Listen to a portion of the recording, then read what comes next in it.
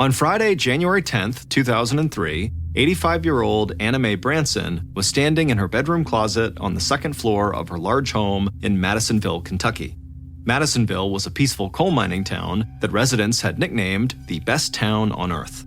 Anime was trying to pick out the perfect outfit to wear to a dance that she was going to the following night with her new fiancé, and she eyed a long black cape with a leopard print collar hanging in the closet, and she smiled.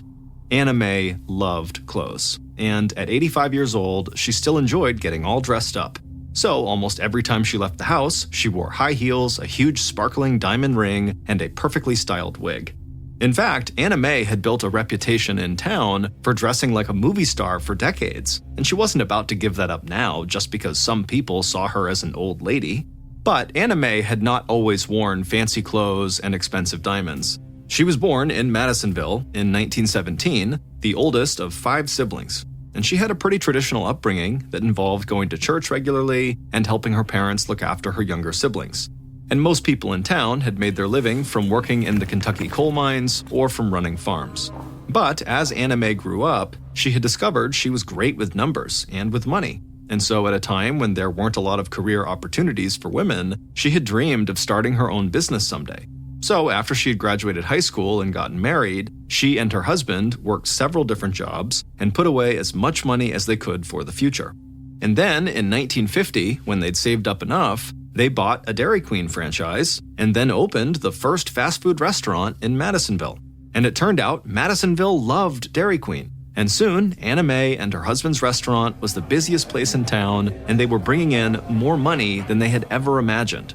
Anime and her husband had run the Dairy Queen successfully for 40 years, and over that long period of time, they had become 2 of the most well-known and beloved people in all of Madisonville.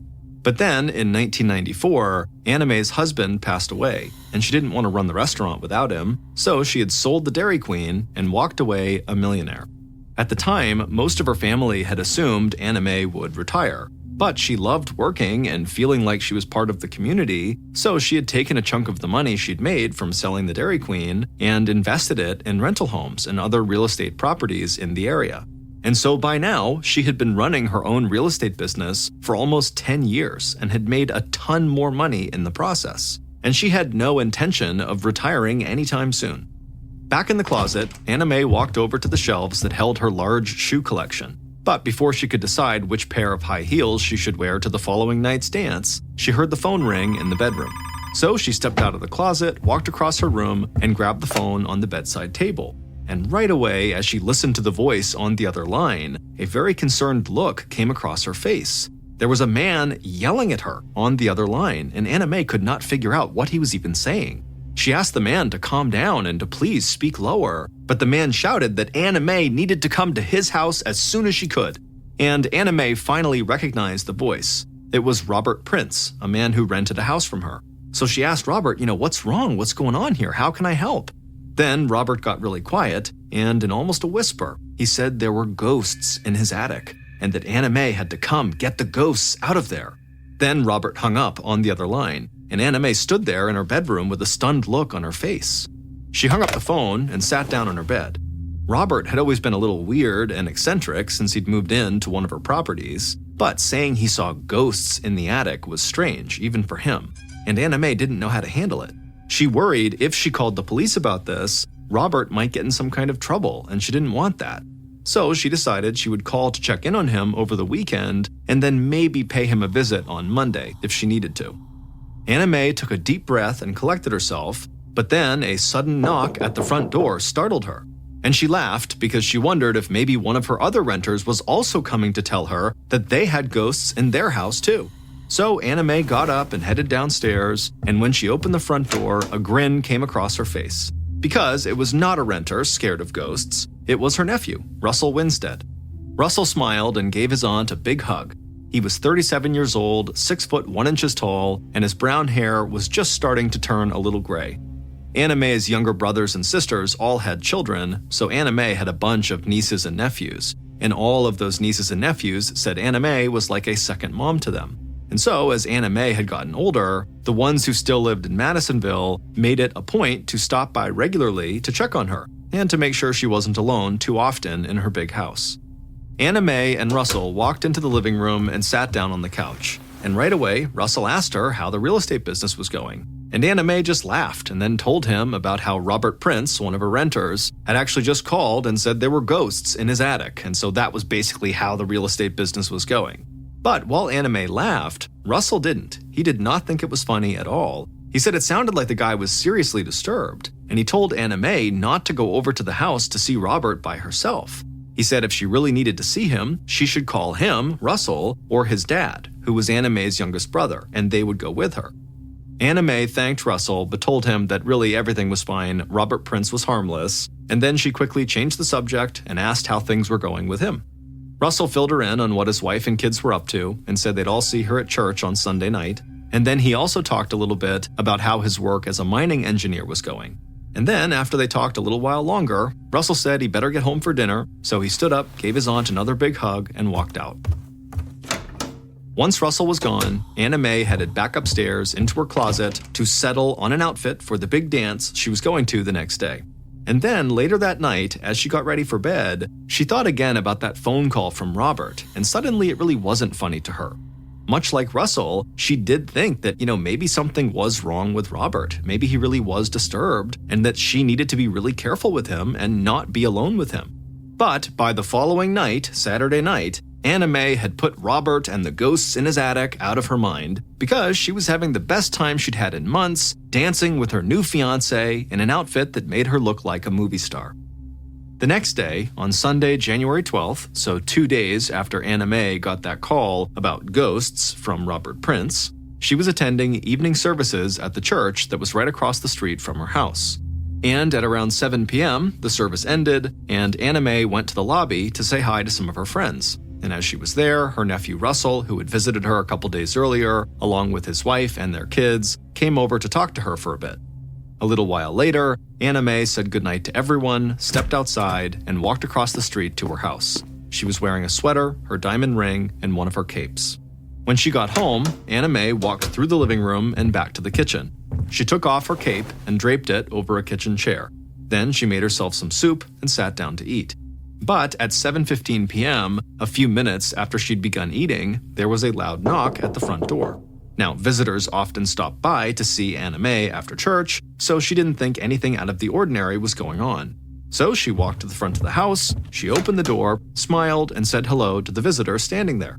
Then the visitor stepped inside, but Anime didn't notice that they were hiding something behind their back. The visitor then took a deep breath and then told Anime that they really needed her help, big time. But after hearing what they wanted, Anime shook her head and said she would not do what the visitor was asking her to do. And then suddenly, the visitor's face turned red and they started shouting at Anime. A look of fear crossed Anime's face and she took a few steps back, but the visitor moved in closer to her, shouting even louder and showing her what they had hiding behind their back. It was a 2-foot, 1/2-inch metal breaker bar, which is like a large socket wrench used to tighten or loosen rusted bolts. The visitor held the breaker bar above their head, and Anime screamed. She held up her hands and tried to get the visitor to calm down, but they just kept on shouting. So Anime finally turned around and moved as fast as she could through the living room, and then she rushed down a long hallway to a door that led into the basement. Anime reached out, and the doorknob rattled in her shaking hands, but she flung the door open, slammed it behind her, and started down the stairs into the basement away from this person. But when she reached the bottom, she heard the door to the basement open again, and she turned back, looked up the stairs, and saw standing there was this person, breaker bar in hand over their head, and a second later they were charging down the stairs after her. At around 11:30 a.m. on the following morning, Anime's new fiancé stepped out of his car and walked up to the front door of Anime's house. He was there to pick her up for a lunch date they had planned. Anime's fiancé was a retired doctor in his late 80s, and he never thought he would get married again so late in life. But when he had met Anime, he'd fallen in love with her right away, and so he decided he wanted to spend whatever time he had left with her, and he had proposed, and Anime had said yes. The fiancé knocked on the door and waited, but Anime didn't answer, so he knocked again, and then he rang the doorbell. But still, there was nothing. So he leaned in close to the door to try to hear if there was any movement inside, but the house was quiet. And when a couple more minutes had passed with still no Anime, he really started to worry. So he walked away from the house and went across the street to the church. He walked into the church lobby and stepped into a small office where a woman was sitting behind a desk, and he said he was worried something was wrong with Anime, and he asked the woman to call 911 and then to please call Anime's brother, Earl. The woman knew Anime and her family very well, and she said she would take care of it. The fiancé thanked her, and then quickly he rushed out of the church and walked back across the street to Anime's house. And in a matter of minutes, an officer from the Madisonville Police Department and Anime's brother, Earl, pulled up in front of the house. Earl and the officer stepped out of their cars and headed towards the front door. Earl was 67 years old, 18 years younger than his sister, and like his son Russell, he had made it a habit to check on Anime whenever he could. Earl said hello to the officer and the fiancé, and then walked right to a small bush by the porch. He crouched down and grabbed the spare key he knew Anime kept hidden under that bush. Then, with the key, he unlocked the door and let the officer and Anime's fiancé inside. Once inside, all three men started calling out for Anime, but they got no response, so they split up. The officer headed upstairs, the fiancé went to the kitchen, and Earl walked through the living room. They were all concerned Anime had possibly fallen and maybe been knocked unconscious, and Earl was worried that the fall could have taken place sometime the night before, and so she might have been out cold or injured for a long time. Earl called out for his sister again, but he still didn't get a response. So he walked down the hall to the basement door. Then he opened the door, turned on the light, and walked down the stairs. But when he got halfway down the stairs and looked at the floor below him, he screamed. Earl shook his head and he hoped that what he was looking at was some kind of nightmare or hallucination, but it was real, and he couldn't believe it. Anime's body was lying on a rug on the basement floor. She was covered in blood, and her sweater and the shirt she'd been wearing under it were torn to shreds. Earl didn't know what had happened, but he knew this was not the result of a fall. Earl rushed down the rest of the stairs and stood over his sister's broken body. Tears started running down his cheeks, and he felt like he'd gotten the wind knocked out of him. Anime had been about 18 when Earl was born, and she had always been protective of her youngest brother. And even when Earl was an adult with children of his own, Anime had always looked out for Earl's family and helped them in any way she could. In the basement, Earl heard footsteps on the stairs. He looked up and saw Anime's fiancé and the police officer, and when the fiancé saw Anime on the floor, he broke down in tears just like Earl. But the police officer just stood there in shock. It had been 20 years since the last major homicide case had happened in Madisonville, and that was a long time before he and a lot of people on Madisonville's small police force had started their careers in law enforcement. The officer quickly called into the police station for backup, and he contacted the county sheriff's department, but he was pretty sure that even the county officers had not seen anything like this before.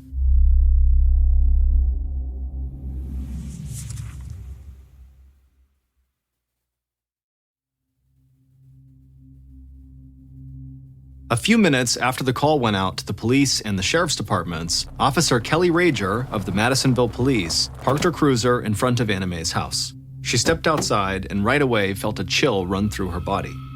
Winter temperatures had dropped below 40 degrees Fahrenheit, but it wasn't the weather Rager was feeling. She was shaken because she knew the woman who had lived in this large two-story house. Officer Rager's mom and Anime had been friends for years, and like so many people in Madisonville, Rager had looked up to Anime, and she thought Anime was an inspiration to people, and especially to women who wanted to pursue a career that some others thought women had no business doing. Officer Rager walked towards the front door and heard a car screech to a stop behind her. She turned around and saw Detective Scott Troutman from the Hopkins County Sheriff's Department step out of his car and walk towards her. The two young investigators greeted each other and talked briefly. They both knew they were coming to the scene of a homicide. And even though Troutman did not have a personal connection to the victim like Rager did, he knew how well loved Anime and her family were throughout the area. So Troutman understood that this case was going to affect the entire community. The investigators walked into the house together and saw Earl and Anime's fiancé sitting in the living room with the first officer who had arrived on the scene. All three of them looked like they were still in shock. Detective Troutman crossed over to Earl and the fiancé and told them how sorry he was, and then he asked if they wouldn't mind walking him through what had happened earlier that morning. And they both gave him an account of how they'd gotten to the house and how they'd found Anime's body in the basement. Troutman thanked them for their time and told them investigators would follow up with them soon. Then he and Rager headed to the basement.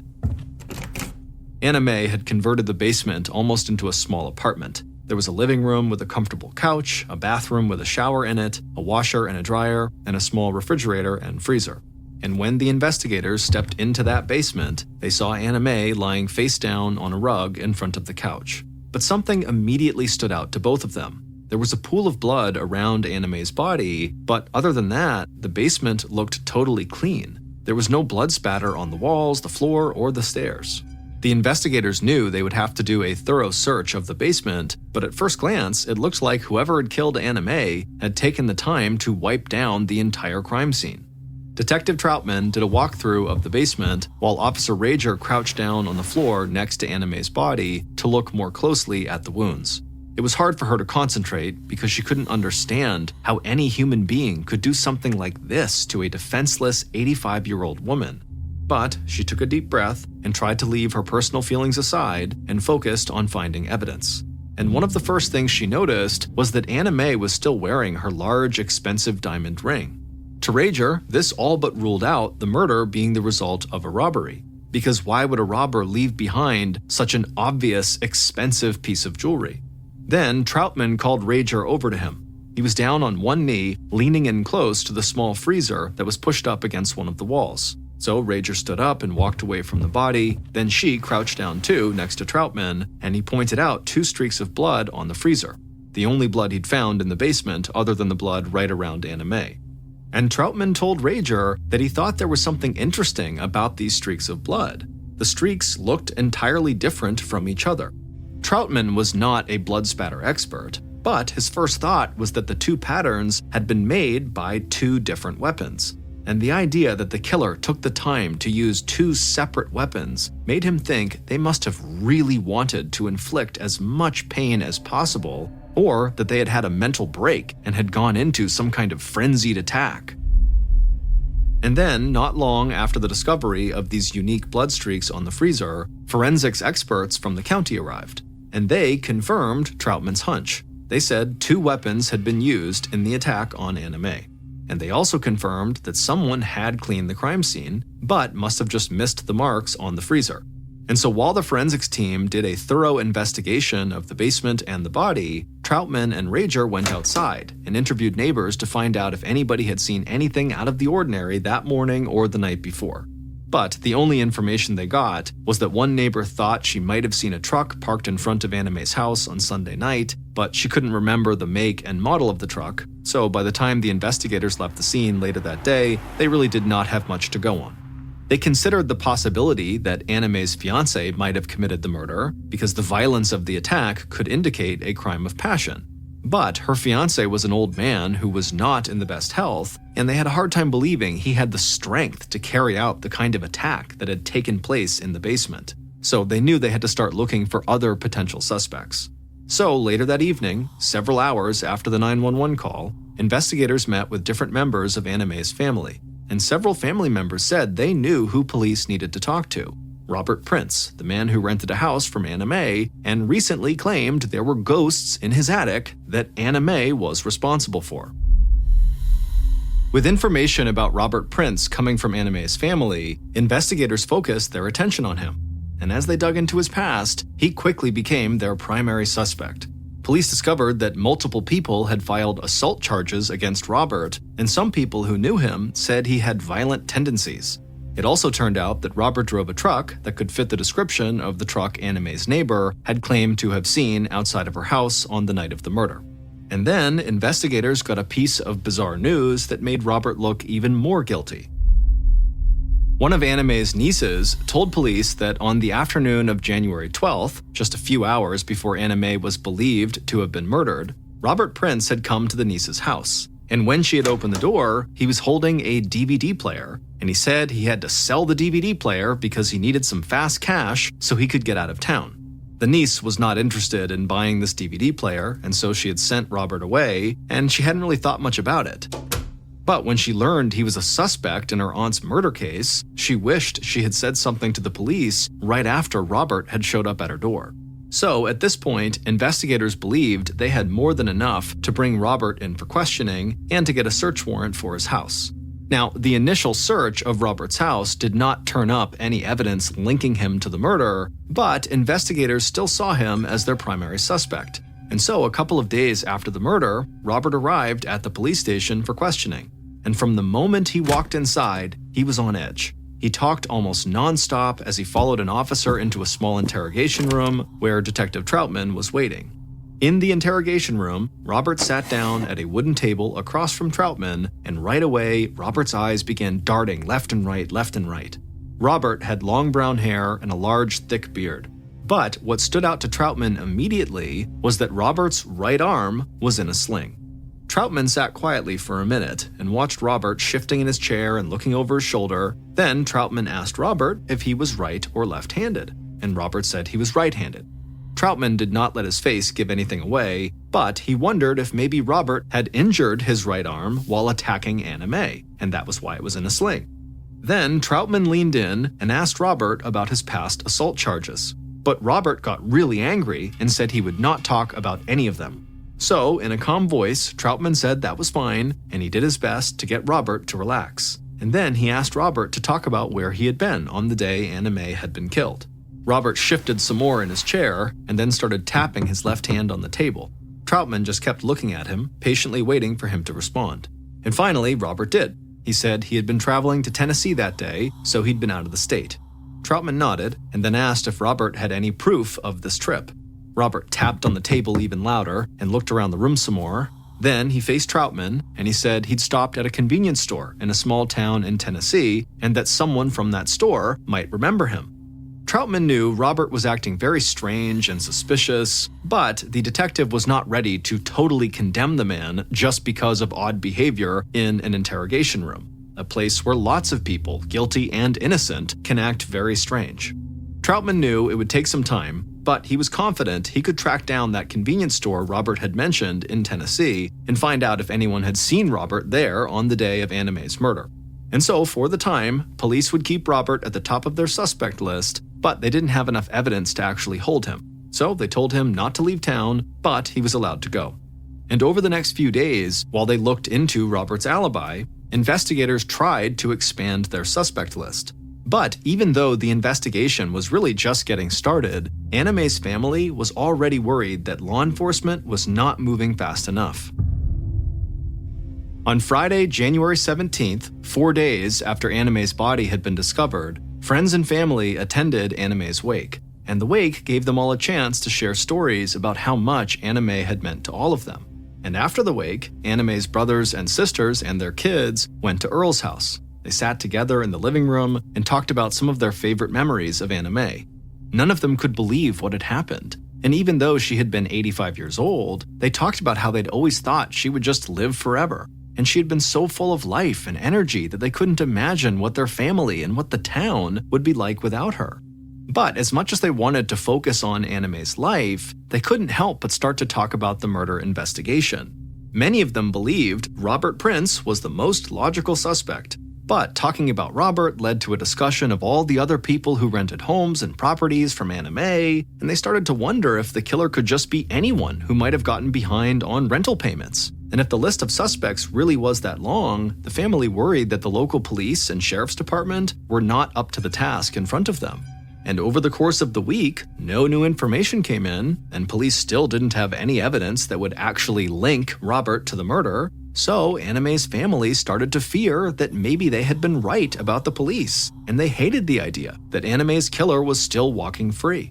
And so some members of Anime's family started to voice their opinions publicly. And soon the rest of the town joined them in putting pressure on investigators to solve this case. After all, a place that called itself the best town on earth, like Madisonville, couldn't have the brutal murder of one of its most prominent citizens just hanging over it. And things only got worse for investigators when wild rumors started to spread that there was a serial killer roaming the streets of Madisonville and that anyone could be their next victim and anyone could be the killer.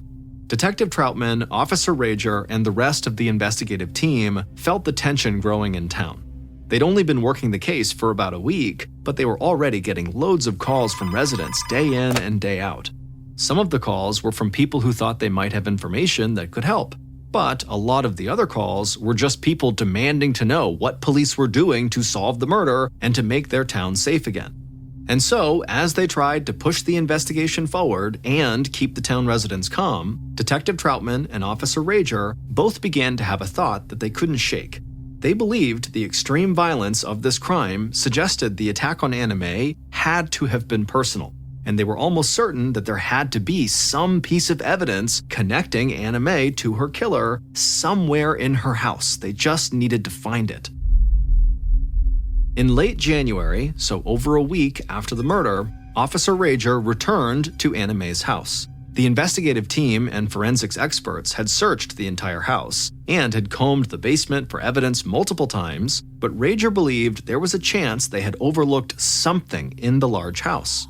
So she stepped inside, walked through the living room, and headed upstairs. And even though the house was still filled with all of Anime's belongings, it felt cold and empty. On the second floor of the house, she walked down a hall towards Anime's bedroom, and as she moved, the hardwood floors creaked under her feet. Then she stepped into the bedroom and went into the closet. She smiled when she saw all of Anime's eccentric and luxurious clothes and shoes, but nothing else inside the closet stood out to her, so she stepped back into the bedroom and walked over to a small wooden desk in the corner. The desk had stationery, pens, and a few papers on it, but nothing that looked like it could help. Then Rager opened a desk drawer, and it was filled with loose papers and a book that looked like a journal. She pulled out the book, flipped it open, and immediately a look came across her face like she had just discovered buried treasure. This journal was a business ledger, and inside it, Anime had kept detailed records of everyone who owed her money, from how much they owed and how much they had paid towards their debt. Rager knew something like this could change the course of the investigation, so she slipped the ledger into an evidence bag and then headed back downstairs and out to her car. And soon after, she met up with Detective Troutman and the rest of the investigative team, and they looked at this ledger, and they were all stunned by how many people had owed Anime money. But as they looked further into the ledger, they would discover something that would bring the investigation into focus, and that discovery would soon make it clear to them who had killed Anime. Based on information inside of that ledger, evidence at the crime scene, and interviews conducted during the investigation, here is a reconstruction of what police believe happened to Anime Branson in her home on Sunday, January 12, 2003. At about 7:15 p.m., Anime's killer parked their pickup truck in Anime's driveway, and then they sat there for a minute with the engine running. They stared out the windshield at the front door of the house and tried to tell themselves they were just there to get help, and that if Anime agreed to help them, nothing bad would happen.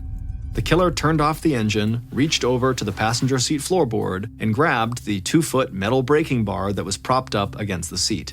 Then they got out of the truck, hid the braking bar behind their back, and stepped onto the raised porch in front of the house. Then the killer glanced down at a large bone-handled knife tucked into a sheath on their belt. Then they took a breath and knocked on the door. Soon after, the door opened and the killer saw Anime smiling back at them. The killer smiled, stepped inside, and tried to make sure Anime could not see they were hiding something behind their back. Then the killer looked Anime right in the eye and said they were in trouble and that she was the only one who could help them.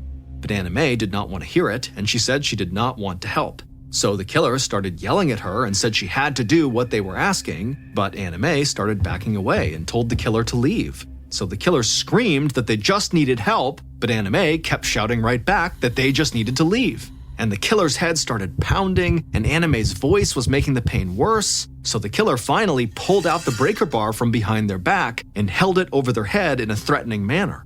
Anime saw it and screamed and turned and started rushing across the living room. The killer tried to catch their breath and stop their head from pounding. Then they grabbed the braking bar tighter and chased after Anime. The killer saw her go down the hall, fling open the basement door, and close it behind her. So the killer rushed down the hall, opened up the door again, and saw Anime at the bottom of the basement stairs. But the killer moved fast and caught Anime as she stepped onto the rug in front of the basement couch. And once they caught her, they slammed the braking bar into the back of Anime's head, and Anime's body crumpled onto the rug, and blood began to run down the back of her head.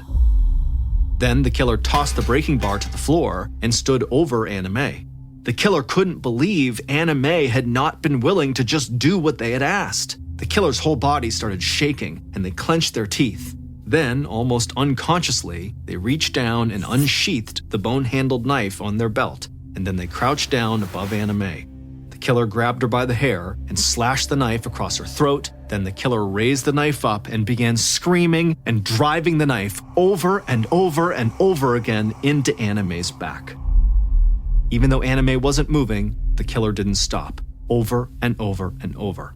Finally, the killer stood back up, and they looked down and saw blood all over their clothes and hands and arms. In their rage, they had stabbed Anime 97 times.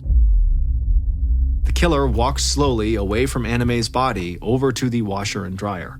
There, they stripped off their clothes, put them in the washer, and did a load of laundry.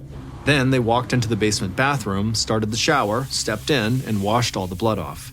And after the shower, the killer put their clothes into the dryer. Then they searched the basement until they found cleaning supplies and wiped off any drops of blood they had left behind in the bathroom and on the basement floor, walls, and staircase. The killer took their time and remained calm. And when they thought they had wiped the basement clean, they walked back over to the dryer, took their clothes out, and got dressed. But for some reason, once their clothes were back on, the reality of the situation hit them. They saw Anime's body lying on the floor, and all of a sudden they panicked. So the killer grabbed their weapons, stumbled up the stairs, and made their way through the house. Then they opened the front door, squinted to try to see in the dark to make sure nobody was there, and then they ran outside. The killer climbed in their truck, started the engine, threw it in reverse, and peeled out into the street. And then they put the truck in drive and floored it across town until they got home.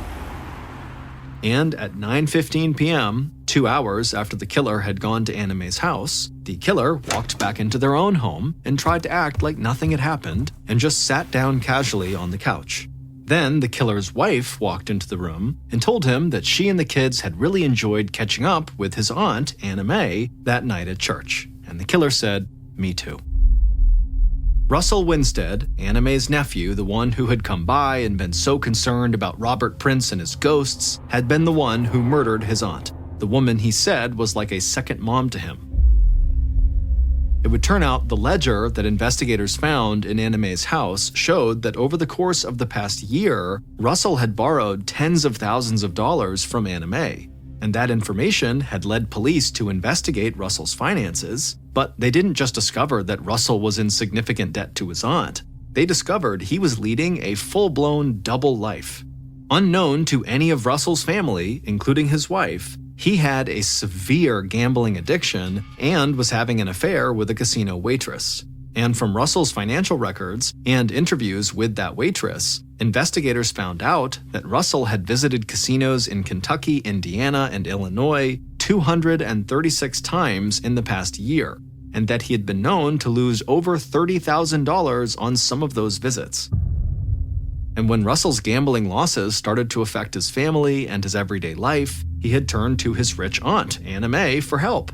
But he had told her the money he needed to borrow from her was for mining equipment. But as Russell kept coming back for more and more money, Anime figured out he was lying, and she confronted him. And he admitted to her that he had lost all the money she gave him gambling. But he begged Anime to please just lend him a little bit more so he could cover his mortgage payment so he and his family wouldn't lose their house. And he promised Anime that he would pay her back. And then on that Friday before the murder, when Russell came over to talk to Anime and they began talking about Robert Prince and the ghosts, Russell had given Anime a check for $12,000 to prove that he was on his way to paying her back in full. But it turned out that Russell didn't actually have the money to cover the check he had written her. Instead, he went to a casino that night to try to win that money, but he ended up losing thousands of dollars instead. And so, on the night of January 12th, Russell drove to church separately from his wife and kids. And after the service, they all said hello to Anime and caught up with her. And then Russell's wife drove home with the kids, and Russell got into his own truck and began driving around town, wondering what he was going to do. He had his braking bar that he used in the mines in the truck with him, along with his knife on his belt. And so he came up with this plan where he would ask Anime to give him back the $12,000 check he'd written so she couldn't deposit it, and if she didn't give the check to him, he would threaten her with the weapons to make her do it. But things had not gone according to that plan. And when Russell arrived at his aunt's house with his breaker behind his back and his knife on his hip and demanded his aunt give him back the check that he had written her, Anime said no, and she told him she was going to tell Russell's wife about his gambling problem and about all the money she had loaned him that he had lost gambling. And when Russell heard that, he flew into a blind rage, and he chased Anime down into the basement and attacked her so violently that the majority of the wounds she suffered were inflicted after she was already dead. It would take months for the investigation to compile all of their evidence against Russell, but in June of 2003, over 4 months after the murder, they were ready to arrest him.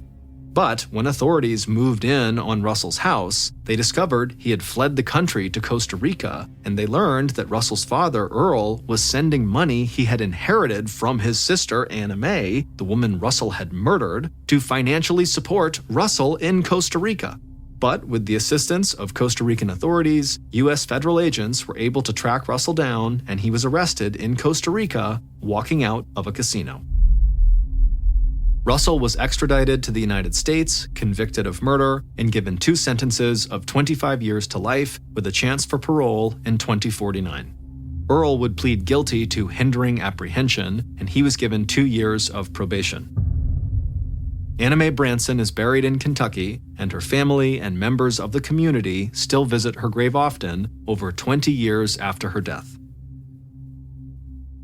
On a humid summer morning in June 1999, 36-year-old Sanju Bhagat was hard at work on a farm outside of Nagpur, a city in central India. The sun had just risen, and the air was already so hot that he found it hard to breathe. Sanju and a group of farmhands were hard at work tending to the soybean crops. He made his way through the field, stopping to catch his breath every few steps. Sanju moved a lot slower than his coworkers because of his massive belly. For the past 15 years, Sanju had struggled beneath the weight of his ever-growing stomach. At first, when he was in his early 20s, his family had thought he was just filling out a little, like all young men do when they become adults. But Sanju's stomach didn't stop growing. It kept getting bigger and bigger until it had swelled to the size of a massive watermelon. But his arms and legs stayed stick-thin. He never understood why his belly kept growing since he didn't eat much.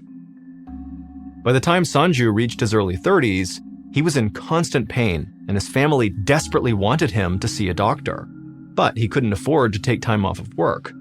Although, deep down, he had to admit he was a little scared of what the doctor might find. Sanju wiped the sweat from his eyes and told himself to keep moving. As he shoveled, he overheard another farmhand make a nasty joke about maternity clothes. A few men laughed. People liked to joke that he looked pregnant. Sanju had been relentlessly teased about his so-called pregnancy for years. His neighbors and his old childhood friends would point and laugh at him. He knew he should be used to it by now, but it still upset him. But his belly wasn't just a source of embarrassment for Sanju. The sheer weight of his stomach made even the simplest things like getting up from a chair or bending over very hard to do. Even now, as he pushed himself to keep up with the other men in the field, he could feel his back stiffening and his arms and shoulders aching. By midday, he felt ready to drop from physical exhaustion. The sun beat down on Sanju's head and he could feel his chest tighten. He tried to keep working, but today it was harder to breathe than usual. No matter how deeply he inhaled, he couldn't quite catch his breath. Finally, he dropped his shovel and doubled over, gasping for air. Sanju gathered what little strength he had left and stood up straight. He could feel other farm workers' eyes on him as he gathered his tools and headed home. It was the longest walk of Sanju's life. He felt humiliated and useless, but he was also afraid. He could barely take a breath. By the time he got to the small home he shared with his family, he nearly fell through the front door. The last thing he remembered was falling hard on the tile floor. Sanju's mother was fixing lunch in the kitchen when she heard a noise in the front of the house. She ran into the living room and found her son collapsed on the floor. She grabbed the phone and called an ambulance, then rushed to Sanju's side and knelt down beside him. She tried to roll him over on his back so he could breathe better, but it was very difficult because of his enormous stomach. She muttered every prayer she could think of, straining her ears for the sound of a siren. And finally, in the distance, she heard it.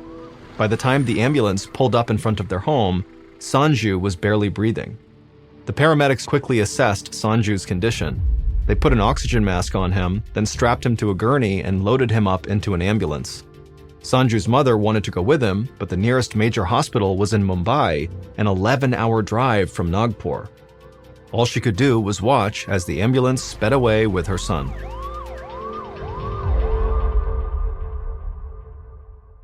Early the next morning, Dr. Ajay Mehta had just started his shift in the oncology ward at Tata Memorial Hospital. He was alerted that a new patient named Sanju Bhagat had been brought in all the way from Nagpur and that he needed to be seen right away. Dr. Mehta hurried over to Sanju's room. If someone was rushed in an ambulance from so far away, it had to be a serious emergency. As soon as Dr. Mehta examined Sanju's giant swollen belly, he instructed the nurse to prepare the operating room for surgery.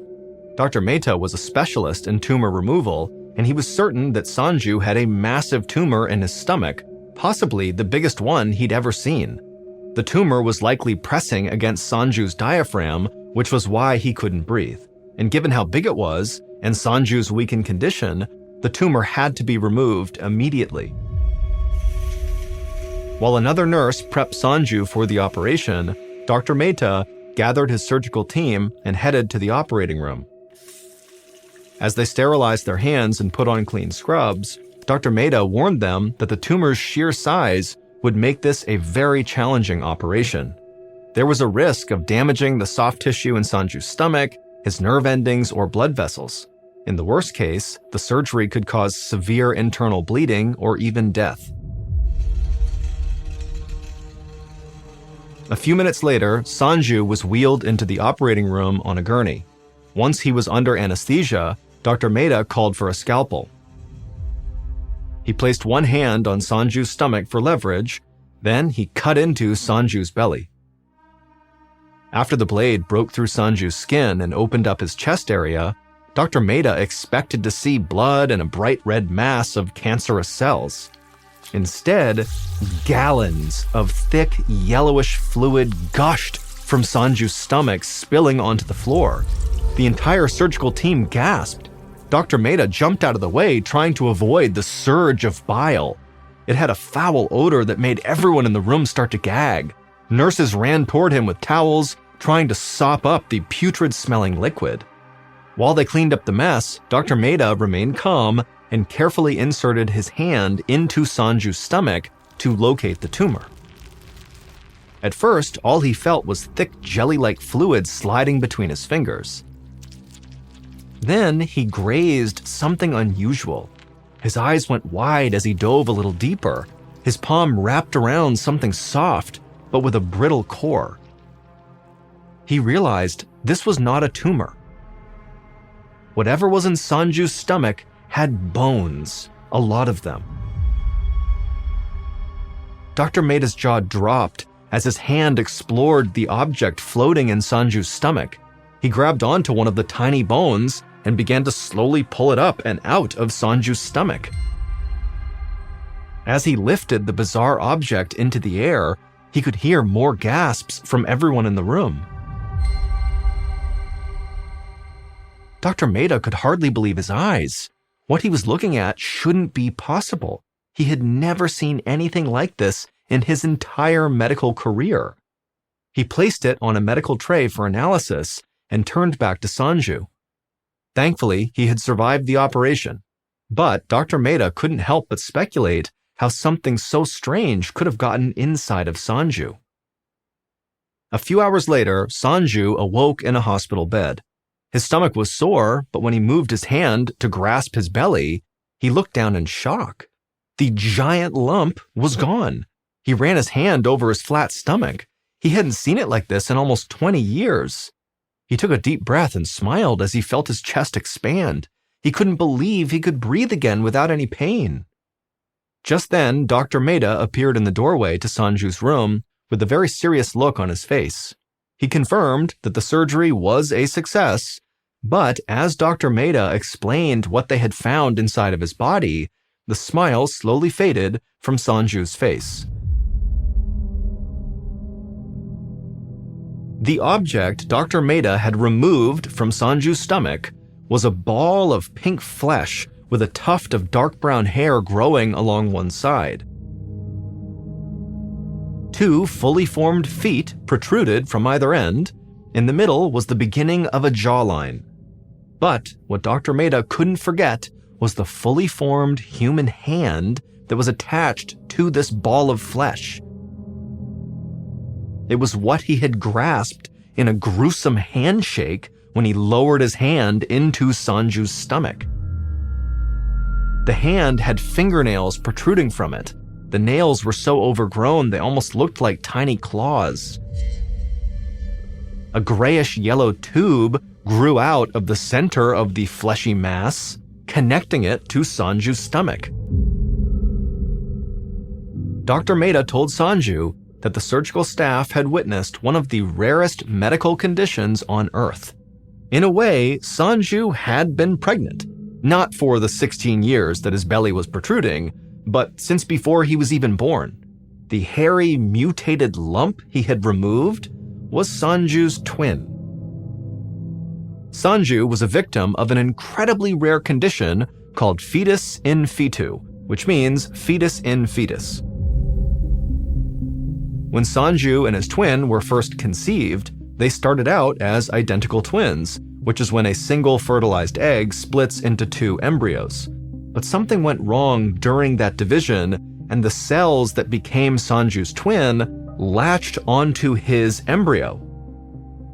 As Sanju developed, his body formed around the twin cells, which in turn fed off his bloodstream. This twin did not have a functional brain or heart, so it wasn't alive in the traditional sense. But as Sanju grew, so did his twin. It fed on the contents of Sanju's stomach like a parasite, using the yellowish tube as an umbilical cord. If Dr. Maeda hadn't eventually removed it from Sanju's stomach, it would have gotten so big that it would have killed Sanju.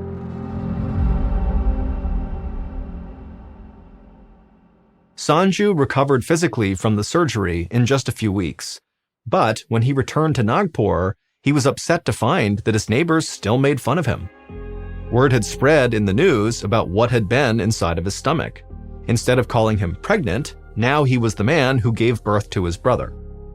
After his surgery, Sanju refused to allow doctors to follow up with his case. He never wanted a reminder that he had carried a dead twin inside of his belly.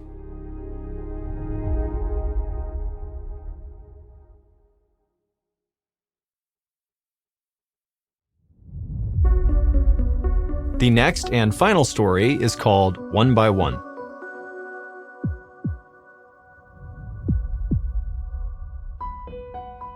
In the spring of 1862, a man in London, England, named Richard Turner, sat on his son's bed.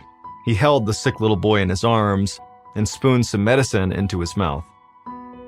The child swallowed it and then let out a painful cough. Richard's wife, Elizabeth, who was standing by his side, looked at her husband with alarm. It had been a horrific few months for Richard and his family. 2 of their 4 kids had become ill and died of a deadly disease called diphtheria. As their son coughed again, both parents knew he had contracted the disease as well. In the 19th century, diphtheria was a plague across England and Europe. It caused dead tissue to build up in the back of the victim's throat. Eventually, this dead tissue would harden into a thick gray membrane, and it would become impossible for the victim to swallow or breathe. Diphtheria spread rapidly and affected children more than adults. Often, entire city blocks full of kids became sick at the same time. It was highly contagious, painful, and almost always fatal. Worst of all, there was no cure. All that doctors could do was administer a variety of tonics and hope they would reduce the symptoms enough for the patient's body to fight off the disease on its own. The Turners had brought in doctors to try and save their children, but nothing the physicians tried had worked.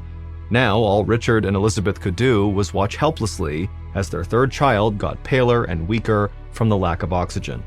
The little boy became delirious and drifted in and out of consciousness. Just 1 week after he got sick, he died in his parents' arms. At the start of the year, they had 4 healthy children. Now they only had 1 child left, a 3-year-old girl named Anne Amelia. The Turners were completely devastated. But they were also perplexed. The rest of their neighborhood seemed untouched by this disease, while only their family was affected. The morning after their son's death, Richard went to work in a haze of grief. Over the next few weeks, they barely slept at night because they were listening for any sign of Anne Amelia getting sick too. Then, late one night, while Richard and Elizabeth were laying in bed, they heard a sound from Anne Amelia's bedroom, a tiny cough and then another. Richard's heart filled with dread. Diphtheria had come for their last child. By breakfast, Anne Amelia was visibly weak. She struggled to swallow her biscuit, and even sipping warm milk was painful. Richard and his wife couldn't just sit by and watch their last child die. There had to be someone in the medical field who could help Anne Amelia. Their neighbor told them about a doctor they'd heard of who was considered one of the best in London. His name was Thomas Orton. If anyone could help their child get better, it was him. The next morning, Richard made his way to the hospital where Dr. Orton practiced. He managed to meet with him and begged the doctor for his help. Initially, Dr. Orton was resistant to the idea. He was extremely busy, and since there was no cure for diphtheria, he was skeptical that he'd actually be able to help them. But Richard would not give up. He pleaded with the doctor to please help what was left of his family. Their daughter's life was at stake. Dr. Orton was moved. He nodded as he shook Richard's hand, and he agreed to help them. The next morning, on April 3rd, 1862, Dr. Orton packed his medical bag and left for the Turner home. The family lived in the Limehouse district, which was one of London's poorest neighborhoods. He wasn't shocked that sickness was prevalent there. The 1800s were a dark time for the entire city. The Industrial Revolution had turned London into a crowded, polluted mess. No matter where you went, it was difficult to escape the stink of raw sewage. Factories spewed toxic black smoke which permanently lingered in the air as a thick haze. Dr. Orton's carriage sped through the dense crowds, past beggars holding out hands for money, many of whom were children. Across the River Thames, trash and dead fish lined the banks. In the Limehouse neighborhood, conditions were even worse. Dr. Orton placed a handkerchief over his nose and mouth to minimize the foul smell of animal waste and rotten food that seemed to be everywhere. When the carriage finally arrived at the Turners' home, Dr. Orton stepped down onto the narrow sidewalk, then he walked to their door, braced himself, and knocked. Richard Turner opened it, looking exhausted and ashen-faced, but he lit up at the sight of this doctor and welcomed him inside. Once Dr. Orton entered the tiny front parlor, he was pleasantly surprised. The home was like an oasis in this hellish neighborhood. It was clean, warm, and well-kept. The Turners brought him into the children's room. A few toys were scattered about on the floor. Colorful drawings hung on bright green wallpaper, and fresh plants were perched on the dresser. Little Anne Amelia sat slumped on the bed against a pillow, covered in heavy blankets. She barely stirred when they entered. Her head hung to the side and her eyes were glassy. Dr. Orton could hear her struggling to breathe. The doctor opened his leather bag and got to work examining the child. He pulled out a tongue depressor and asked Anne Amelia to open her mouth as wide as she could. When he looked inside to the back of her throat, he was surprised. He couldn't see any signs of a thick gray membrane normally caused by diphtheria. This was unusual, but it also meant that the disease clearly had not progressed as far as he had feared. With treatment, maybe he had time to suppress her symptoms and give her body time to heal itself. He spoon-fed her some opium tincture to ease her discomfort and showed Mrs. Turner how to rub ointment made from coal tar on her daughter's chest. Then he shared his findings with Richard and his wife. He hoped he had gotten to Anamelia's symptoms in time before the diphtheria overwhelmed her. Dr. Orton could see relief wash over the parents' faces. Now all they could do was wait. Over the next 2 weeks, Anamelia did not improve. Even though Dr. Orton checked in on her and her parents tended to her night and day, she still became even weaker. And just before the end of April, the 3-year-old died. The Turners were destroyed. Their entire family had been wiped out in less than 2 months. Dr. Orton's heart broke for them. He felt frustrated and angry. He couldn't get little Anamelia's case out of his head. Something just didn't seem right. The day after Anamelia's death, Dr. Orton sat in his office, poring through his notes. He struggled to make sense of what had happened. Every other doctor the Turners had hired had diagnosed the children with diphtheria, and all signs did point to that being the disease they all had. Except Anamelia's throat had never developed the thick membrane that normally came with diphtheria. Dr. Orton couldn't shake the feeling that something else had killed her and potentially had killed her siblings. It was a crazy thought, but if it was true, that could explain why no one else in their neighborhood had caught the highly contagious disease. Perhaps what killed the Turner children wasn't contagious after all. Dr. Orton was anxious to get more information from the Turners. So just after Anamelia's passing, the doctor returned to their house. Despite their overwhelming grief, the 2 parents welcomed Dr. Orton inside, and they sat together at the kitchen table. He asked them if anything had changed recently at home. He was curious whether they had eaten any new foods or maybe met new people in the area, but the parents said no, nothing has changed. Then the doctor asked if he could check their water source. At that time, families in the Limehouse district retrieved their water from pumps located on the street. People would have to queue up with buckets or tubs and haul whatever they could back home. The doctor inspected the water, and while it was far from clean, he couldn't imagine that it was the cause of their tragedy. And if it was, he didn't understand why other families weren't afflicted as well. Dr. Orton asked the Turners to think of anything else that might have changed in the last several months, anything. Mr. Turner paused and said the only thing he could think of had happened around Christmas. They had saved enough money to buy the kids some new blankets and toys. They had even redecorated their room. The holiday season had been festive and happy, and their good cheer continued into the new year. But then, in February, everything changed. That was when their oldest child fell sick. It happened so fast, and it seemed to come from nowhere. Since then, their lives had been a nightmare. Dr. Orton listened quietly, frustrated that he couldn't glean any clues from what the Turners were sharing. He thanked them as he got up from the table, and then asked if he might take one more look inside the children's room. Richard and his wife nodded. As he walked through the empty room, everything looked the same.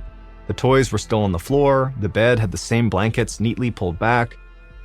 Then the doctor's eyes flickered past the pictures on one side of the wall, and that's when he saw something that he had not noticed before.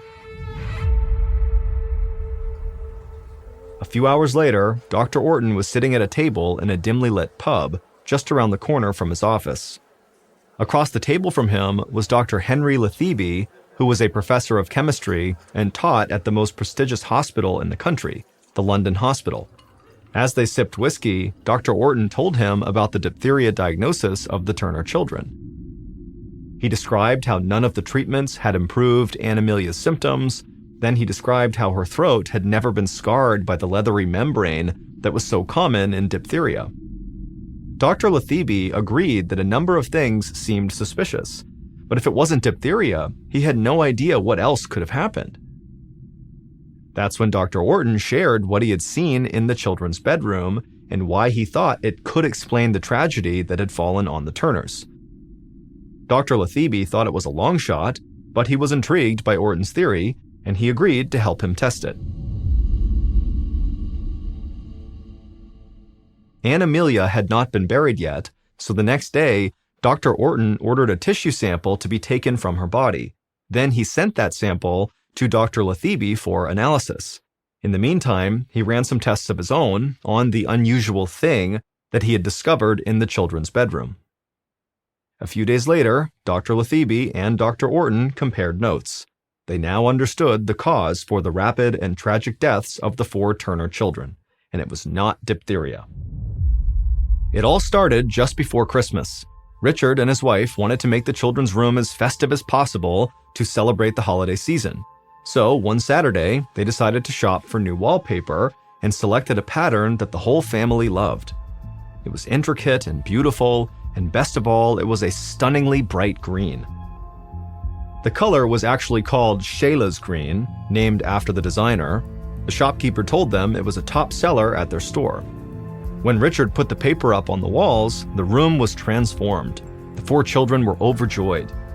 In fact, they were so mesmerized by the vivid green wallpaper, they tore off little pieces to play with. Sometimes they would lick it like candy. But what neither the children nor the parents realized was that there was actually a special ingredient in the dye. This ingredient helped to create that very bright green that they all loved so much, and this special ingredient made its way into the children's bodies and traveled through their bloodstreams. It saturated their lungs and caused fluid and mucus to build until one by one, it killed each child. That special ingredient was a deadly poison called arsenic.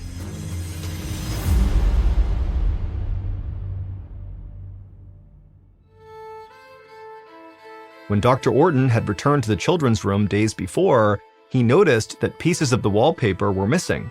After questioning the Turners about the reason, and them saying their kids were ripping them off and licking them, and then after running tests on Animelia's stomach and then the wallpaper itself, the mystery was solved.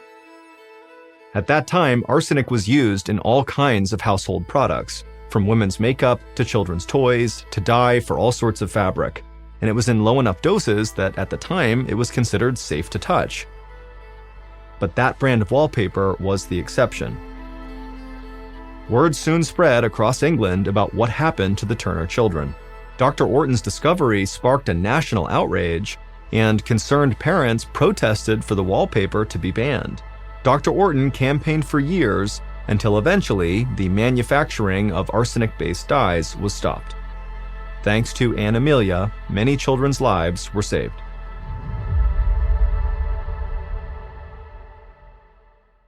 Around midnight on September 3rd, 1986, Doug Wells and his wife Kristen were pulling onto their street in western Montana when they noticed a camper parked in front of their house. Neither of them recognized the camper, and so when they pulled into their driveway, Doug got out and walked over and looked inside to see if anyone was in there. And there was a man sleeping in the front seat.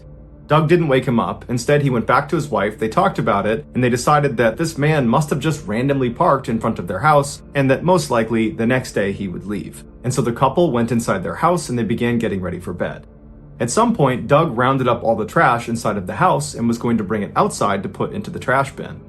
And when he went outside, standing in his front lawn is the same guy who was just sleeping inside of the camper. And so Doug very cautiously goes down the front steps and he yells out to this guy and says, what are you doing here? And immediately the man put his hands up and said he meant no harm. He said his name was Wayne Nance, and he actually worked with Doug's wife, Kristen, at the furniture store in town. Wayne went on to say that he happened to be driving down their street earlier that day, and he spotted someone standing outside one of their windows looking in their house, and he knew it was Kristen's house, and he looked in their driveway, and he saw that Kristen wasn't home, and it looked like nobody was home. And so he decided he would just park out front and try to scare off this person and wait for Kristen to get back. But by the time Kristen got back, he had fallen asleep. Doug was totally caught off guard by this whole situation. The idea that there's this guy on his property talking about another guy that was lurking around his property. And so he asked Wayne, did you see this guy again after that first time you saw him? And Wayne said no, he hadn't, but he didn't have a flashlight. And so maybe if Doug went in the house and got some flashlights, the two of them could walk the property and make sure nobody was there. Doug thanked him for the offer and said, okay, well, why don't you come in the house and I'll go look for those flashlights. And so Doug led the way inside of his house. And as soon as Wayne got in the house and shut the front door behind him, he pulled out a metal pipe he was hiding and smashed Doug over the back of the head. Doug turned around and Wayne hit him again over the face. And before long, the two of them were struggling on the ground. Kristen, who was upstairs, heard the commotion, and she came running down the stairs, and she sees at the bottom her husband, who's bleeding profusely from his head. He's covering himself up on the ground. while Wayne, her co-worker, is standing over him, punching and kicking him. Before Kristen could do anything, Wayne noticed her up on the stairs, and he drew a pistol and aimed it at her and told her to come down here and tie up your husband's arms and legs. Kristen, who's in shock, is just hoping this was just a robbery and that they would have their lives spared. And so she does as she's told. She walks down, Wayne throws her some cord, she ties up her husband's arms and legs, and then afterwards, Wayne leads Kristen back upstairs to the bedroom where he ties her up as well. After that, Wayne went back down to the main floor where Doug was still laying on the ground, and he grabbed Doug by the legs and he pulled him down the flight of stairs to the basement where he tied him up to a pole, and then he savagely beat him with the pipe before Wayne pulled out an 8-inch blade and plunged it directly into Doug's chest all the way in. And then when he pulled it out again, Doug slumped over. Wayne went back upstairs all the way to the second floor to check on Kristen, and he saw she had managed to get partially out of her restraints and she was reaching for the landline, and so he jumped on top of her and managed to restrain her all over again, and then after he was confident in her restraints, he went back downstairs to make sure Doug was dead. When he got down there, he saw Doug was still slouched over in the same position he had left him, and so Wayne assumed Doug must be dead. And Wayne went back upstairs to assault Kristen. But Wayne was wrong. Doug wasn't dead. And after Wayne went upstairs that second time, Doug, despite his horrific head and chest injuries, managed to wriggle out of his restraints and then hobbled over to a workbench where he had a rifle laying out because Doug was actually a gunsmith. And so he took the rifle and he loaded it with the one round he found on the table, and then he walked over to the base of the stairs, he raised his rifle, and he made his way up to the main floor. He didn't come in contact with Wayne, and he looked around the first floor, he didn't see him, and he heard his wife screaming upstairs. And so he made his way to the next set of stairs and began walking up with his rifle raised. At the top of the stairs to the second floor, there was a hallway that ran right and left out of sight. And so as Doug is making his way up, he can hear off to the left, out of view, his wife screaming in the bedroom, and he can hear the sound of very heavy footsteps running down the hall towards the landing where he is. And so Doug positioned himself in the stairwell, he took aim about chest height with his rifle, and he waited for their attacker to show himself. And so as soon as Wayne came flying around the corner with his knife in his hand, Doug just fired one shot that struck him right in the stomach. Wayne fell backwards, totally shocked at what had just happened. He began to stagger, and Doug, meanwhile, turned his rifle around like a baseball bat because he didn't have any more rounds, and he just starts walking down the hall, smashing Wayne as Wayne continues to stumble and fall and try to run away from Doug. And finally, he gets away from Doug, charges into the bedroom where Kristen is, and he grabs his pistol, and he turns around and he fires 3 shots towards the door where Doug is now standing. And Doug, he's unfazed. One round hits him in the leg, the other 2 miss, he doesn't care. He just walks up to Wayne and begins bashing his head in with the back of this rifle. He hits him so many times that the buttstock of the rifle explodes and the metal of the rifle bends like an L. And at some point, Wayne drops the gun because he's getting viciously beaten on by Doug and his rifle. And Doug sees that, he grabs the pistol and he fires the remaining rounds into Wayne's head.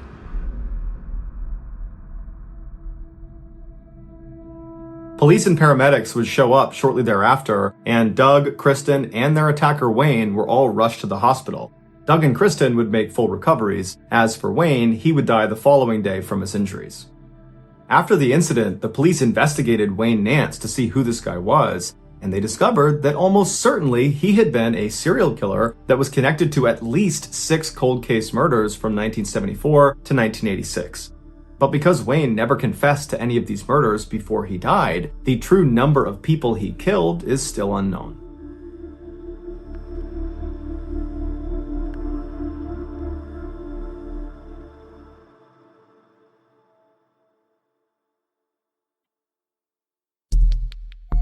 Our next story is called The Ring.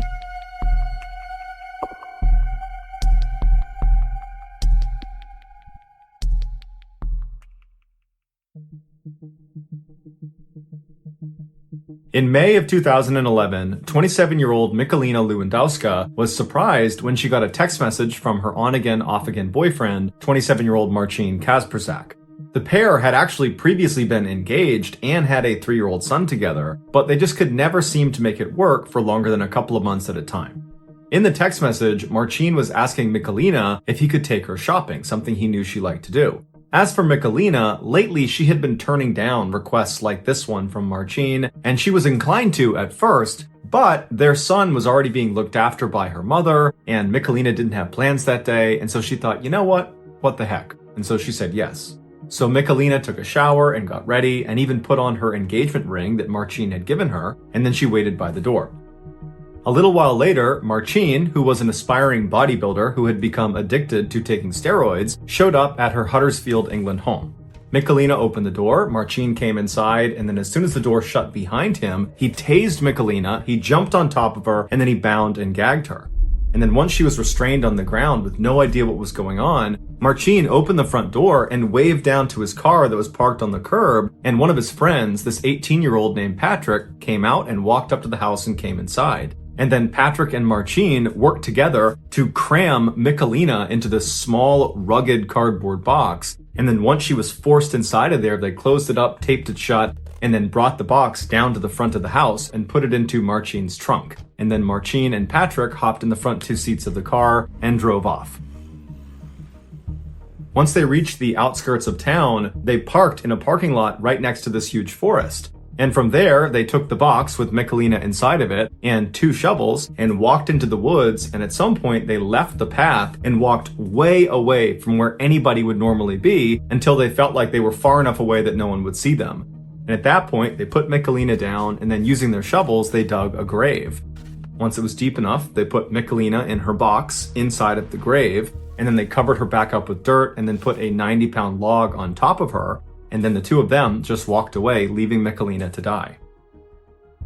In the box, Michalina was not dead yet, but she knew if she attempted to escape with Marcin and Patrick right above her, they would just kill her on the spot, or they would dig an even deeper hole, and then it would be impossible to get out again. And so after waiting an agonizingly long amount of time to ensure Marcin and Patrick had gone, Michalina jumped into action. She immediately tried to wriggle her way out of her restraints, but the position they had forced her into, which was basically the fetal position with her hands tied behind her back, it didn't allow her to move very much in any one direction, and so without any movement, she could not get herself to come free of these restraints. And so as she's struggling, trying to figure out what she's going to do, she realizes she had chosen to wear her engagement ring that Marcin had given her, something she never wore anymore, and she could potentially use the diamonds in the ring to cut through the tape that was keeping her wrists tied together. And so she began working that ring until finally she did cut through her restraints and her hands were free. And so she managed to force both of her arms right in front of her body. And then once they were in front of her, she immediately began scratching and clawing at the cardboard right above her. And eventually she scratched a hole in the box itself and dirt began pouring in on her. And she was already very low on oxygen. She was fighting off unconsciousness by remembering that her 3-year-old son needed her and she had no idea what Marcin was going to do to him. And so she just kept on digging and fighting as the dirt's coming in on her and she's struggling to breathe. And then finally she pokes all the way through and she can see sunlight and fresh air comes into the hole. She can breathe again. And then with this huge surge of adrenaline, she forces herself and manages to push all the way up through this hole until she's standing in her grave. And from there, she pulls herself up and out of the dirt and she runs towards the road where she flags down a motorist, and the motorist would call police and then wait with her until they arrived. After Marcin was arrested, the story came out that he had heard a rumor that Michalina was going to be leaving him and going back to Poland with their son, and he didn't want that, so he had decided he was going to kill her. Marcin was found guilty of attempted murder and sentenced to 20 years in prison, and Patrick was found guilty of kidnapping and sentenced to 4.5 years in prison.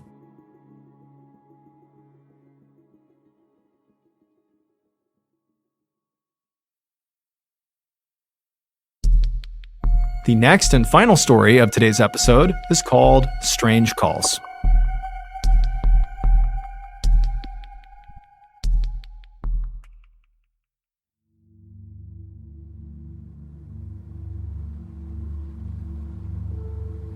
In the early morning hours before sunrise on April 12, 1990, a 31-year-old man named Nathan Neesmith pushed down on the gas throttle of the fishing boat that he was steering just off the coast of Georgia. And as he did this, he expected the boat to naturally kind of kick into a higher gear and go faster. But as he pushed that throttle down, nothing really happened, and the boat just kind of sputtered along, going about half the speed that he expected it to go. Confused, Nathan stepped away and began making his way out towards the deck, where his younger brother, Billy Joe, who was actually the captain of this fishing boat, was out there taking a nap, and Nathan figured, if there was any issue with the boat, Billy Joe was the guy to talk to. He would know how to fix it. Now, for context, the two brothers were on the first day of a 7-day fishing trip that actually Nathan was not supposed to be a part of. The crew was originally going to be Billy Joe, the captain, and the one who actually rented the boat, along with Billy Joe's nephew and also 2 other commercial fishermen. But at the last second, those 2 other commercial fishermen had bowed out, and Nathan and a friend had volunteered to go to round out the crew. Now, Nathan and Billy Joe, they came from a fishing family, but it was really only Billy Joe who had pursued the family business. Now, Nathan was perfectly handy out on the water and did know how to fish and knew his way around a fishing boat, but compared to Billy Joe, there was a massive gap in experience. Billy Joe was the fisherman, and Nathan really was not. But Nathan and Billy Joe were very close, and so as soon as Nathan heard Billy Joe was in trouble and needed some more fishermen, Nathan didn't hesitate to say he would do it. Because really, for their entire lives, that was sort of their dynamic. Even though Nathan was the older brother, it was Nathan who looked up to Billy Joe, and any chance he got, he would do anything to help Billy Joe. And Billy Joe really respected that and loved that about Nathan. But now, as Nathan made his way out to the deck to wake his brother up to tell him on the first day of the trip, right as Nathan's taken the wheel, that something's wrong with the boat and I can't fix it.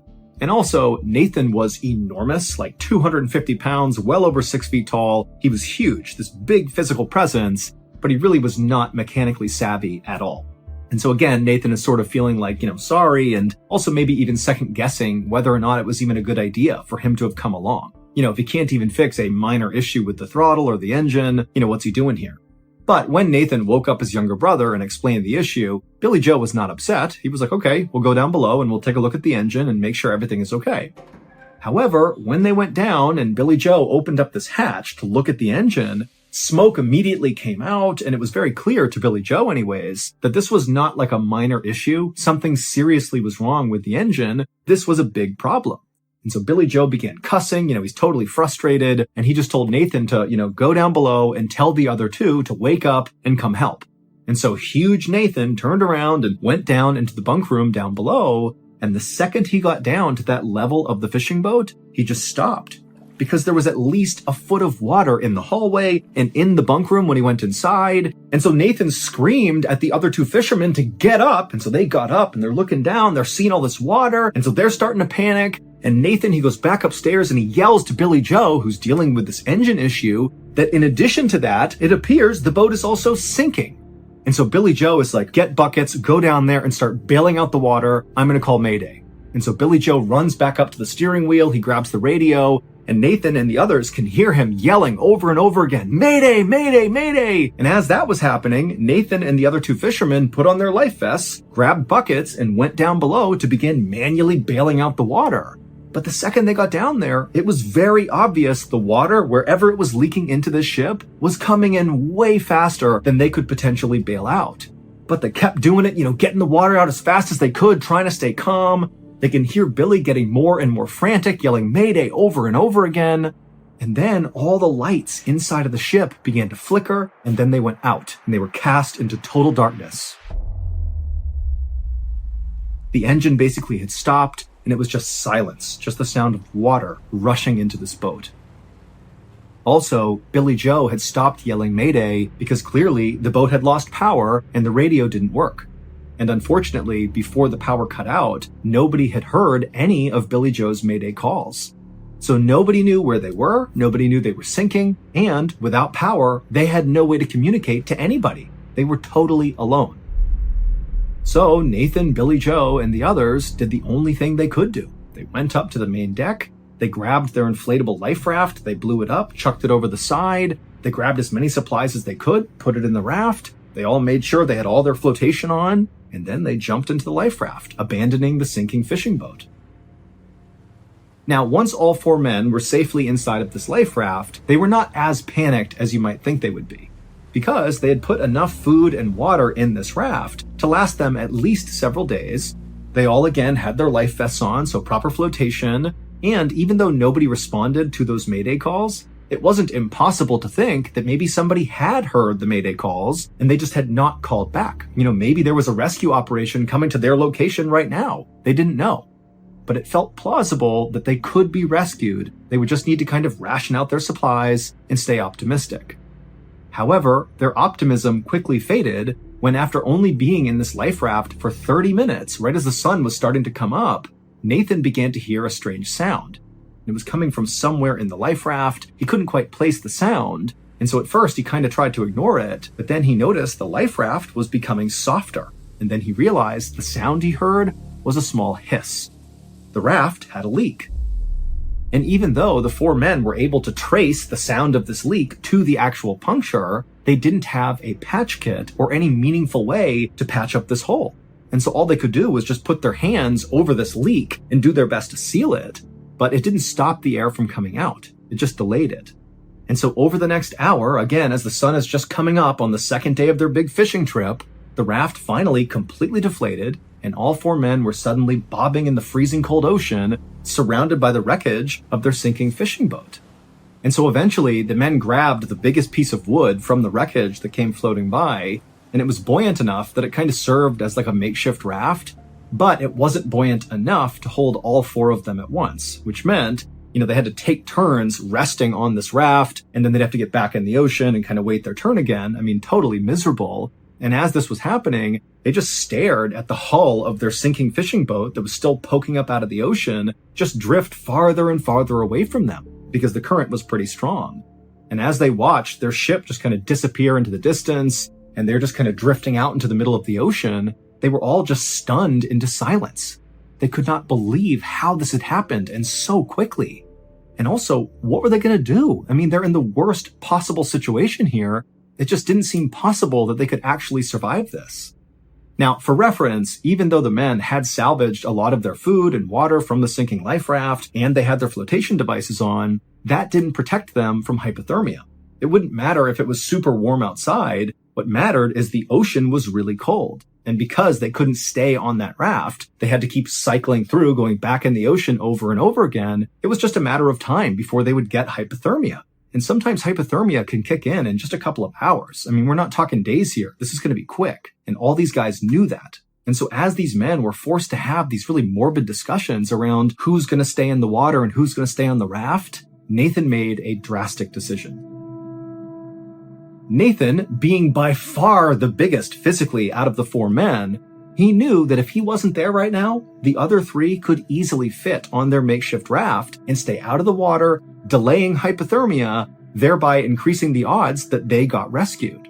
And so Nathan did what he always did, and he turned to his younger brother, who he looked up to so much, who he just wanted to help all the time, and Nathan told him, I'm going to swim to the wreckage. I'm going to swim back to the hull of our sinking ship, and I'm going to fashion my own makeshift raft. That way you guys can have this one, and I'll have my own, and we can all get out of here in one piece. Now, keep in mind, it was fairly obvious that the hull of the sinking ship, which was barely visible near the horizon, was at least 3 miles away just from their own rough calculations. So this is a monster swim to get to that.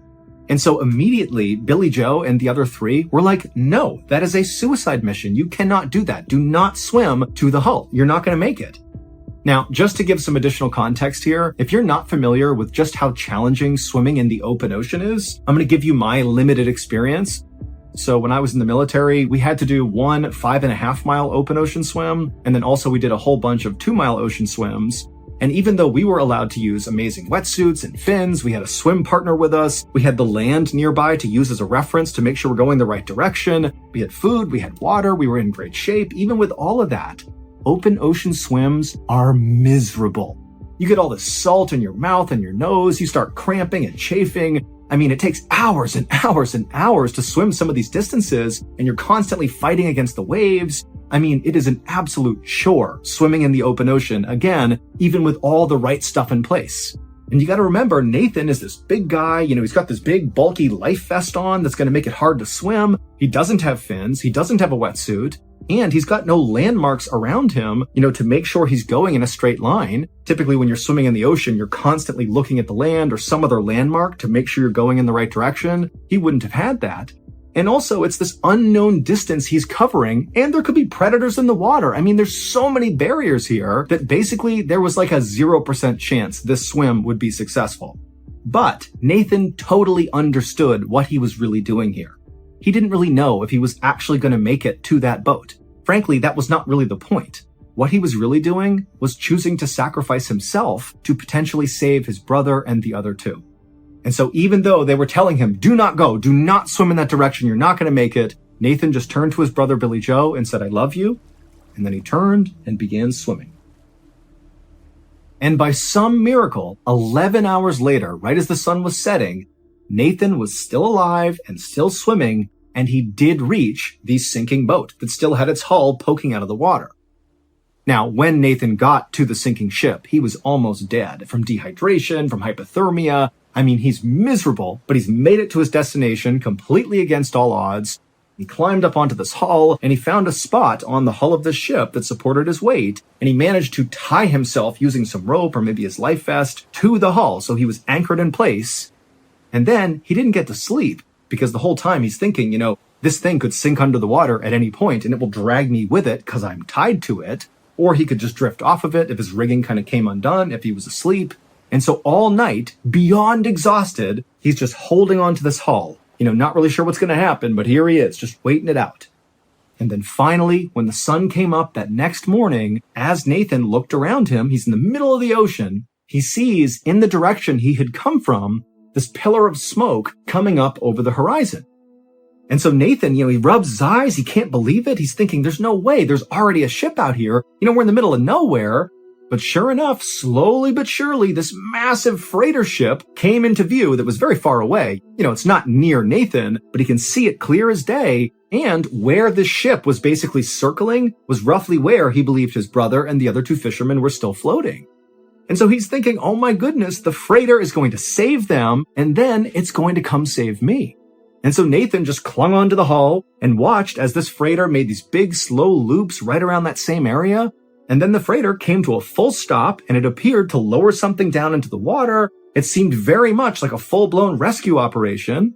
And then, about 3 hours after he first spotted this freighter, the freighter began to move again, and this time directly towards Nathan. Nathan was so relieved he could practically cry. But instead what he did is he thought, they're going to be here in a minute. I'm finally just going to close my eyes and go to sleep. And so he put his head down on the hull, looked one more time at the freighter, and then closed his eyes.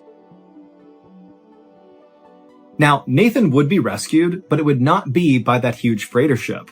Nathan eventually had opened his eyes after closing them for a second, and he saw this freighter that had been coming straight for him at some point had kind of deviated and gone in the wrong direction and then vanished over the horizon, never to be seen again. And it would take 3 more days before a separate ship happened to find Nathan, they scooped him up, and they rescued him.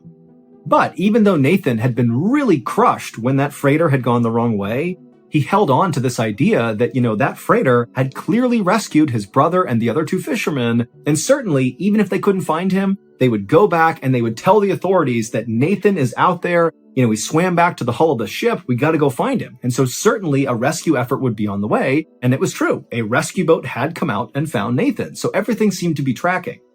And when Nathan woke up inside of his hospital room back on land, his friends and family were all by his bedside, and he's looking around. He can't believe he survived. And the first thing he asks is, how's my brother? How are the other two fishermen? And why didn't that freighter pick me up too? And at this, all the people in the room just kind of looked at Nathan with a very confused look on their face. And eventually they asked him a question that made Nathan burst out in tears. They said, what freighter? It would turn out Billy Joe and the other two fishermen were still missing at this point, and nobody had heard a thing about some big freighter in the area. As far as anybody knew, at least in Nathan's family, that freighter ship did not exist. The search for Billy Joe and the remaining 2 crew members went on for weeks and weeks, and while the active search out on the ocean was going on, the Coast Guard and police were searching through every record they could possibly find of basically any ship that was even roughly in the area where Nathan and the others had been. But despite looking everywhere, there was basically no sign that any ship of any kind had been there beyond the rescue operation that eventually scooped up Nathan. And so again, it seemed very likely that that freighter ship didn't exist, and, it was possible that Nathan, in his very deteriorated state, had maybe hallucinated it. Although Nathan was adamant, he definitely saw that ship. It did not feel like, a multi-hour-long hallucination. It felt like he was watching a ship. He was sure of it. But again, there was just no proof, and so nobody knew what to think of that. And then eventually, even though there was this huge search going on, there was just no sign of Billy Joe or the others. and so eventually the search was called off, and unfortunately, the presumption was Billie Joe and the other two were now dead. 5 months later, on the afternoon of October 5th, 1990, the phone rang inside of Nathan's sister's home.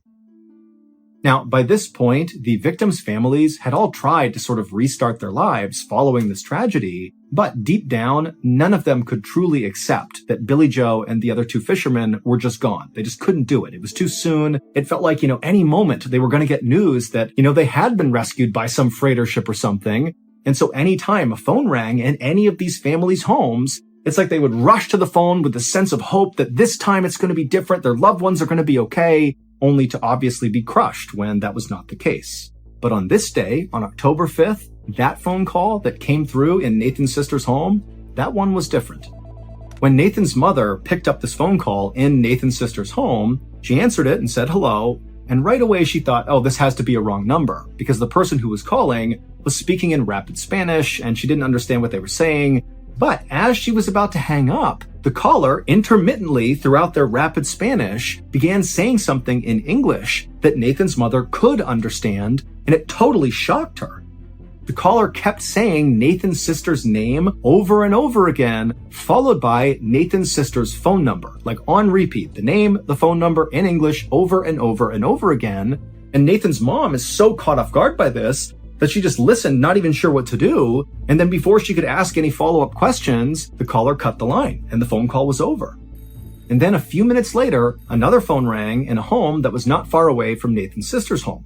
And this other home belonged to the boat owner who Billie Joe had rented the fishing boat from that unfortunately sank and caused this whole tragedy. And so this boat owner, he picks up the phone, he answers it, and just like the call that had come through in Nathan's sister's house, this call was the same. It was somebody calling, speaking rapid Spanish, and the boat owner was about to hang up when he heard something that he understood because it was in English, and what he heard was his own name followed by his phone number, over and over and over again. Basically the same type of call that Nathan's mom had just heard. And then before the boat owner could ask any questions, the line went dead. Now, one phone call like this, you could chalk up to maybe a prank or a wrong number or just a really weird coincidence. But to have those two calls happen within minutes of each other and basically take on the exact same form, but different names and different phone numbers, it just seemed way too coincidental to not be somehow connected to the missing fishermen. Because the link between these two households where these calls came in was the doomed fishing trip. And these calls did not stop. Every few weeks after this first time these calls came through, the phone would ring in Nathan's sister's house or in the boat owner's house, and it would be the same thing all over again. Rapid Spanish followed by either Nathan's sister's name and then her phone number, or the boat owner's name and his phone number. Just like that for weeks and weeks and weeks. And so as soon as this started happening, Nathan's family and the boat owner, they figured out they were both getting these weird calls, and they contacted authorities, which kind of restarted the search for Billie Joe and the missing fishermen, because now it seemed very plausible that maybe Nathan really had seen a freighter, and that freighter really had picked up Billie Joe and the others. And, maybe they had been taken to another country, a Spanish-speaking country, and maybe people were trying to get in touch with the families now to get them back home. Or, of course, there could be a negative side to this, that maybe they were captured by some rogue vessel and were being held by these people who were calling. I mean, there's any number of theories, but it made authorities wonder, hey, what's going on here? And so authorities got in touch with Mexican authorities and other Spanish-speaking country authorities and tried to figure out if there was any chance that there was, a vessel out there around the time that Billie Joe and the others were missing that in theory could have maybe illegally been in that area or something. But despite this kind of exhaustive effort to kind of look again to see if maybe there was a freighter in that area, there was just no evidence that there was. It made no sense, but the authorities said, look, we have no idea what these calls are about. We still do not think that freighter or any ship that even resembled a freighter was out there. We still believe that Billie Joe and the others are dead. But as for the victims' families, they just didn't buy that. They really believed that these strange phone calls were somehow connected to Billie Joe and the missing fishermen. Specifically, these calls must signal that Billie Joe and the others were still alive. They just had no evidence to support that.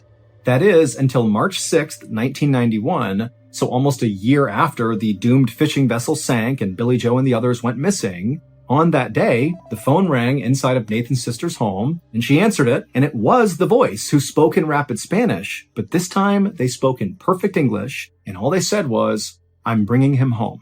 And then the line went dead. And Nathan's sister screamed and she yelled for her husband to call police. They contacted the authorities, and again, it kind of brought back to life the search for Billy Joe and the missing fisherman. And then after this call, there was a near constant presence of authorities on the Georgia coastline, basically looking out to the water, waiting, hoping for Billy Joe and the others to return. But unfortunately, they never did. And following that last phone call where the caller spoke in perfect English and said, "I'm bringing him home," after that, the call stopped. And so to this day, no one has ever been able to actually figure out what happened to Billy Joe and the other two fishermen. They are presumed dead at this point, but there's this one nagging question that surrounds the whole story, and that is, what did Nathan see? Was that actually a freighter picking up Billy Joe and the others? And if so, what did they do with them? Or was Nathan just hallucinating? It's entirely possible, but Nathan has always said he knows what he saw, and that was not a hallucination. As for the families of the victims, they still firmly believe that their loved ones are still out there, and someday they will come back home, and the families just hope they're alive long enough to be there for the reunion.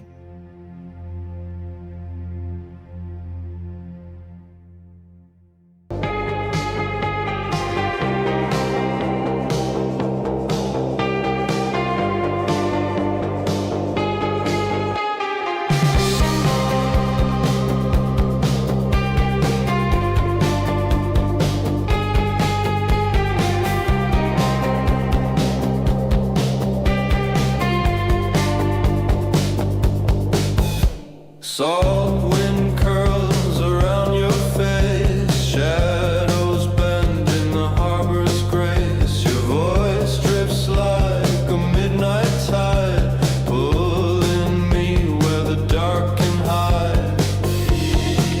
Every step's a fright. Same lives, same nights, different hearts. We shared cheap drinks and expensive dreams. Talked about futures like kings at 18. Same corner nights and we gon' rise.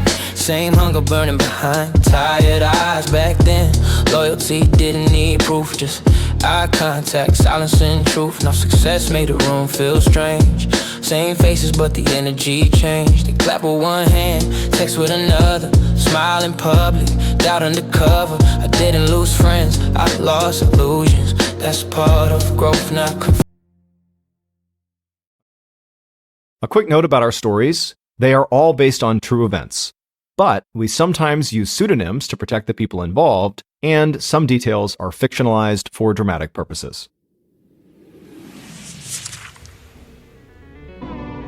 The Mr. Ballin podcast, Strange, Dark, and Mysterious Stories, is hosted and executive produced by me, Mr. Ballin.